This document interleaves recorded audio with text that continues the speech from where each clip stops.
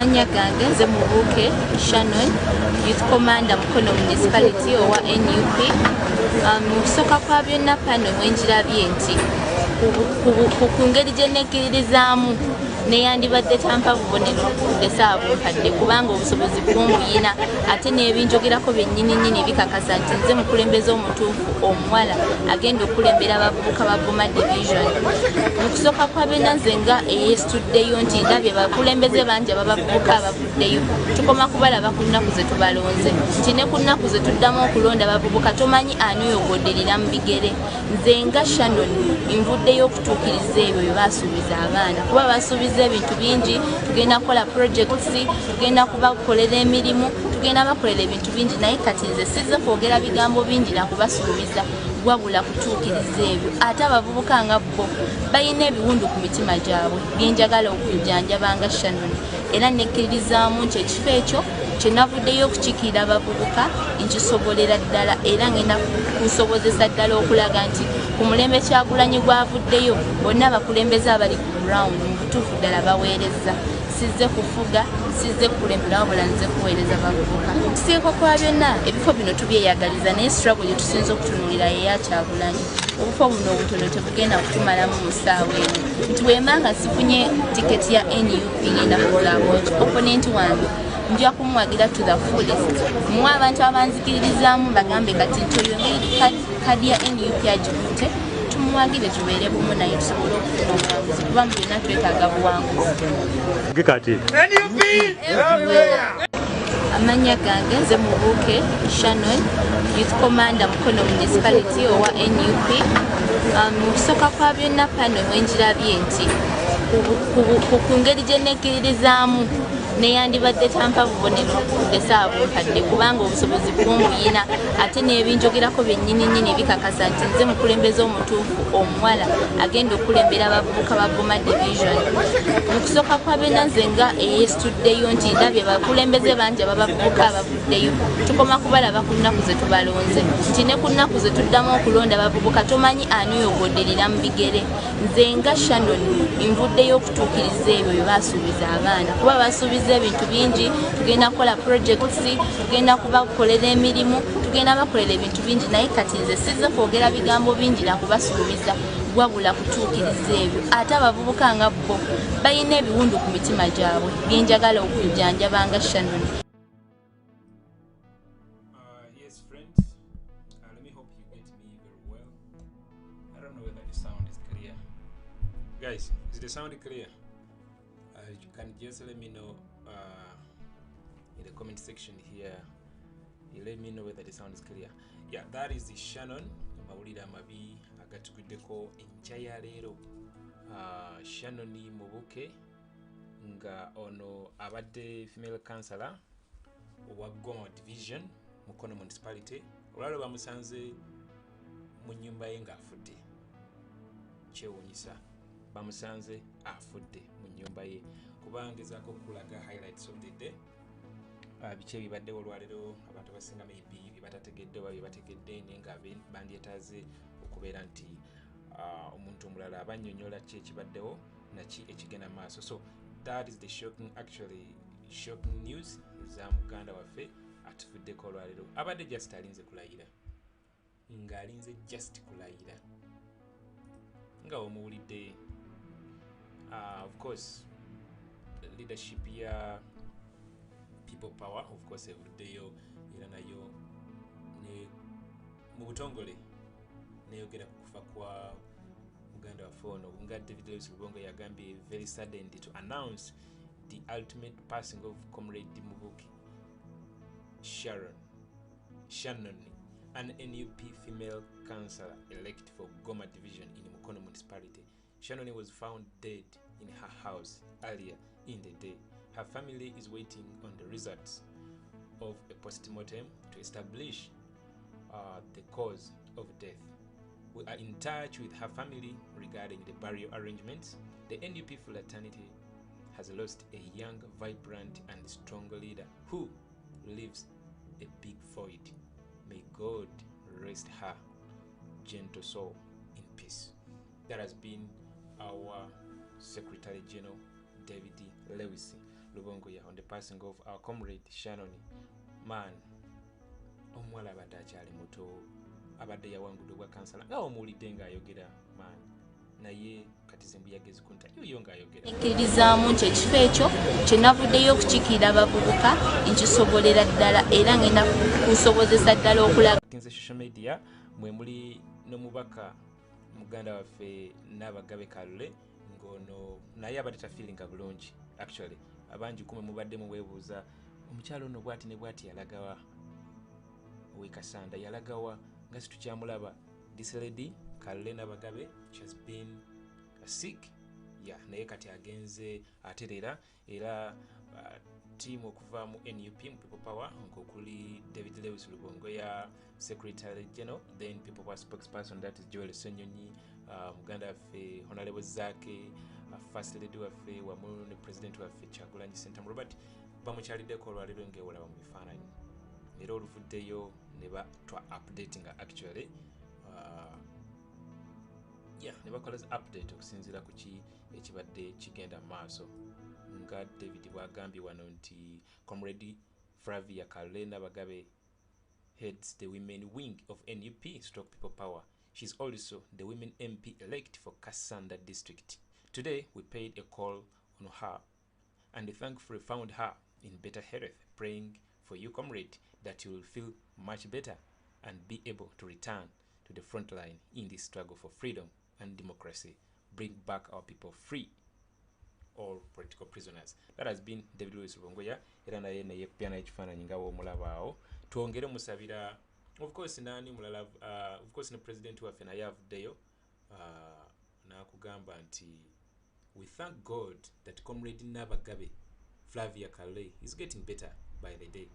She has been unwell for some time, but she's now much stronger and we are hopeful that she will soon be back to the front line. Babi Kyagulanyi and I pray for her quick recovery.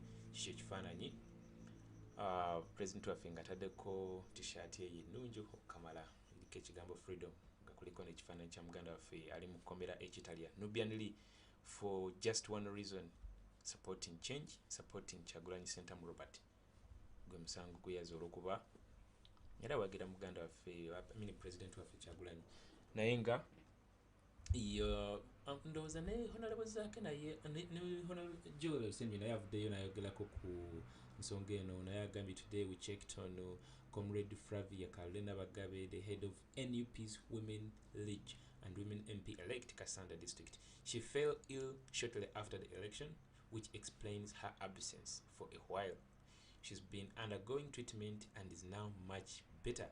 Flavia sends her regards to all the comrades in the struggle. She will be back anytime now. Quick recovery, Honorable Flavia Kalule. Twongere musabira asuuke bulungi. Honorable Flavia. Banji mubadde mumwebuuza, I'm very sure. Ntera okutunula mu comments nendaba bakani Nabagabe yalagawa. She has not been doing well, but she's at least getting better. Highlights of the day, something that caught social media attention is this message from our comrade, that is Honorable Francis Zake. Abaddeko mu parliament olunaku olwaleero n'abaako ebigambo byayogera byenjagala okuyitaayitamu wano submission ye mu parliament olwaleero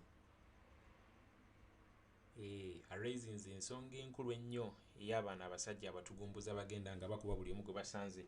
Jjukira abaana abasajja bagwamu ensonyi, bakuba abantu enkya ne basamba naawe omupiira, the next day ne bakuba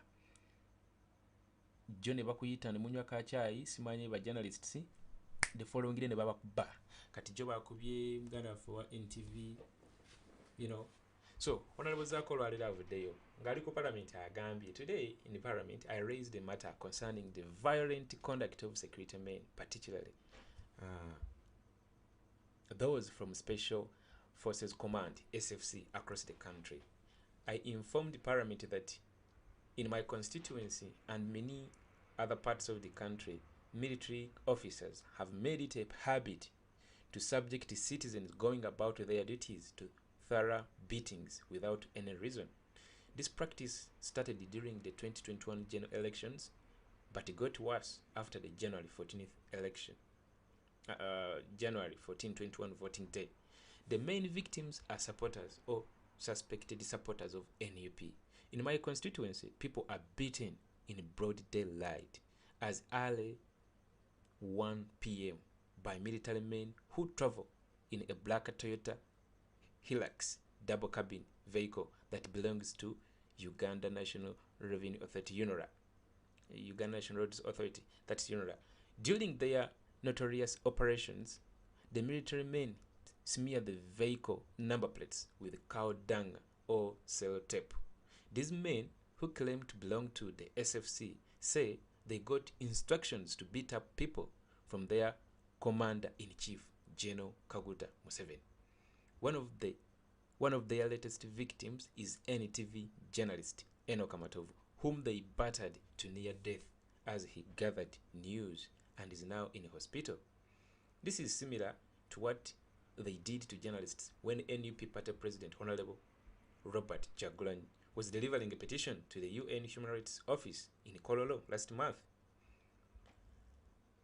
I have had to spend a lot of money treating my constituents who fall victim to the military beatings. They are too traumatized that they cannot report their ordeal to police or speak to the media for fear of retaliation. In a hospital, they go as far as changing their names to hide their identity. Why should law-abiding citizens have to live in this kind of life, in this kind of fear? Our constitution absolutely prohibits subjecting citizens to cruel, inhuman, and degrading treatment. But it seems that the military officers who beat citizens consider themselves above the law. This is unacceptable. Of recent, the EPDF has taken to the practice of playing football with its victims purportedly as a sign of reconciliation. On the other occasions, they stage publicity stunts by allegedly compensating some of the few victims who are lucky enough to get their plights publicized. These practices foster impunity. I have requested that Parliament takes keen interest in the matter and ensure that security operatives participating in these illegal operations are held accountable. The Prime Minister should explain to the country where the Commander-in-Chief gets authority to instruct his guards to beat up citizens, that he do not support him. Natekako hashtag arrest Museveni. That was Honorable Zake. There he is. Honorable Francis Zake. Nayenga, yeah, issue ja raising it is so important because this is not the first of its kind. Tulabye abasajja bano bazinga bakuba abantu baffe emigga emikakali, abamu bakuba amasasi ne babattirawo, n'abakuba emigga abamu ne babateeka mu zi drones n'emmundu batambula ku streets n'emmundu. Wegamba oba kati nsi ki gye tulimu man, kuba ogenda n'obitunuulira nga tolina na ngeri gy'oyinza binnyonnyolamu omuntu verbally, you know. It's hard to explain verbally the kind of situation we are living in, you know. Kyewuunyisa. Naye nga agawalayi, the fact of the matter is such kind of a situation is not going to come to an end unless we all come out and put an end to it. It's us, the victims. Kubanga man, kino ekintu okujjako nga tuki-confronting mu ngeri yonna ng'omukulembeze waffe yagamba, ours is a non-violent kind of approach. And I always tell you guys that if we put our mental faculties to work, if we sit down and dive deep in waters of thought, we can come up with very many ways we can handle this non-violently, because they are the masters of violence. They have tried on several occasions to push us to that, you know, side of being violent, such that they can, you know, answer us like they have always done. Actually, when we were not even violent, very many of our comrades are rotting in jail just for putting on a red t-shirt, just for putting on a beret, just for supporting Kyagulanyi, you know. So now consider a scenario when we turn to be violent, you know, the area where they want us to be, as in they have, you know, tried on several occasions to brand us all sorts of names: hooligans, ganja smokers, puppets, and all that kind of a thing. But we have maintained our stand. That's why up to now, actually that's why after the 14th January 2021 elections, they had to discard the real results and they had to read their own. Kyebaali balina okukola kubanga abanayuganda baabalaga nti maani twabakoowa mutuviire ddala twabakoowa, naye nga walaba ebyaliwo bo baasalawo ku discardinga real results ne besomera ebyabwe. So tugende mu maaso nga tukozesa approach erina variant. That's all. There are various ways kyetulina okukola tetuzikiza, kuba otuzikiriza bwe tuti ate this kind of impunity is going to triple, egenda kweyongera nnyo. So ekirala olwaliro ekikutte Lilian Nalubowa agamba, but when will you people defend yourselves? Bwakuba muddize naye aguwulire. Anti that's what they want us to, that's the direction they want us to take, like the one you've explained here. Bwakuba nawe muddize. You see, if you create a situation like that, walaba omuntu akuba bukubi sasi.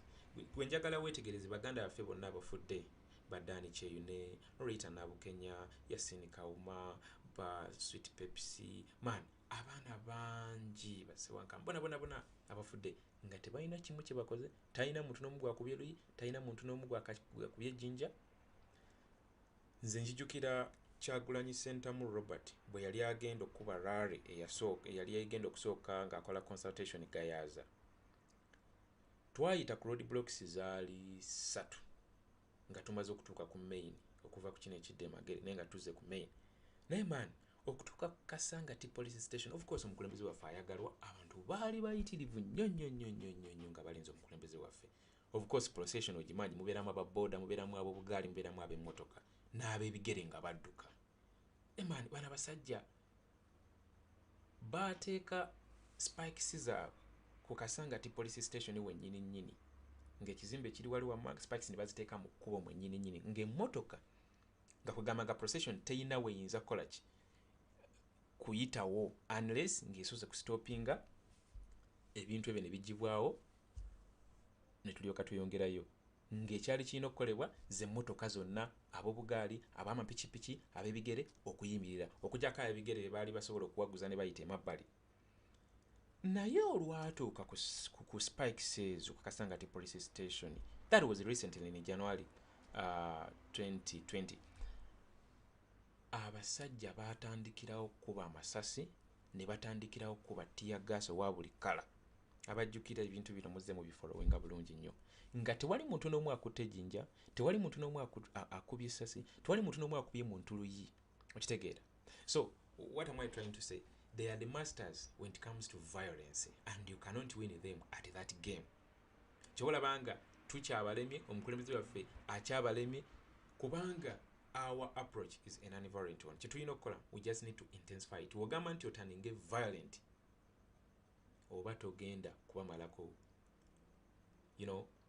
oba togenda kazanyo kaabwe kukawangula, kuba they are the masters of violence. Gwe kyolina okukola kwe kukikola in a non-violent way, naye nga tuli consistent. Ekiraba. So basically to maintaining stand eyo nga bwe yali from day one.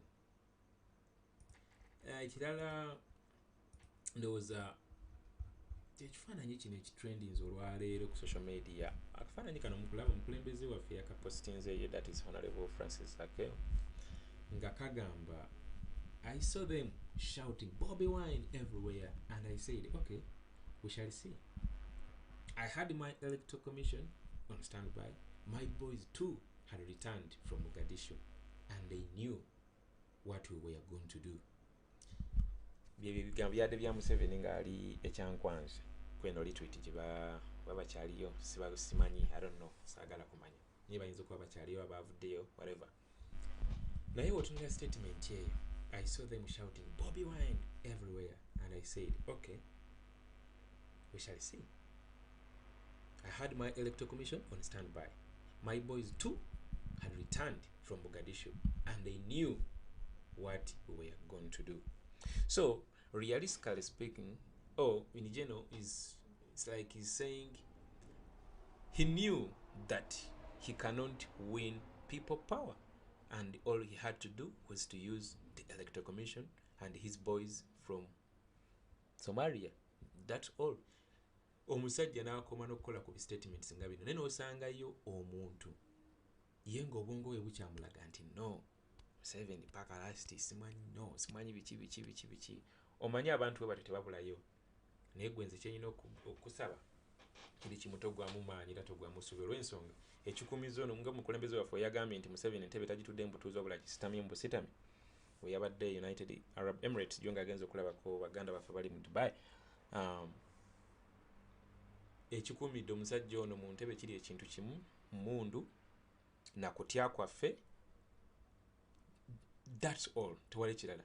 Mundu na kutya kwaffe kugamba it's like njabafuga, oba mwagala oba temwagala, kuganga akutaddeko mundu oba oyagala oba toyagala. So kyekyo kyokka ekimukumudde kuki mu bufuzi, kuba ono si mukulembeze, ono just bufuzi.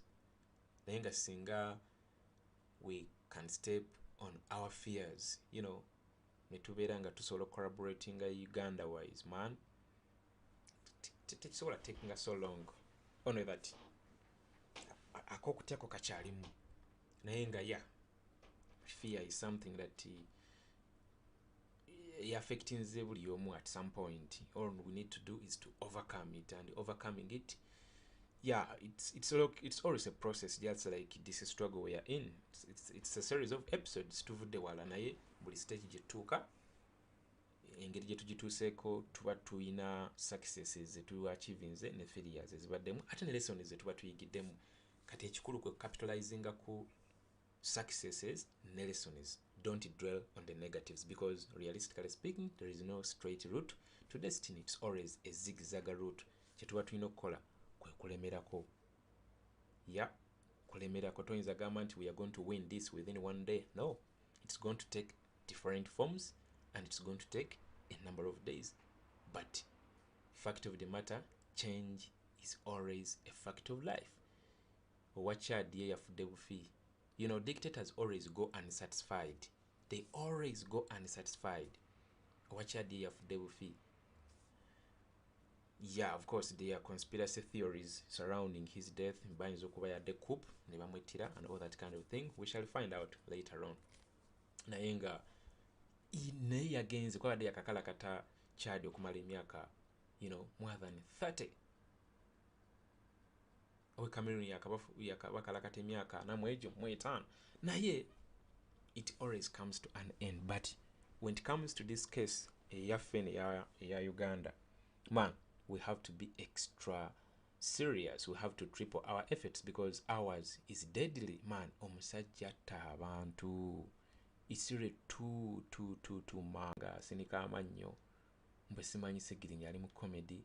Kyokka nga ekisajja ekyo munansonyiwe kiyita ekisajja, sorry, nga omusajja oyo Katolo Bwama yalwala wano omutima, abantu ne tumusondera ssente ne bamutwala e India ne bamutereza omutima, naye kati ebyo byonna yabyerabidde. Omusajja segirinya era tumwongere omusabira. I'm very sure ajja kuba bulungi. Kyekirala ekyattracting media attention. I think that's all. Tewali kirala kyamaanyi.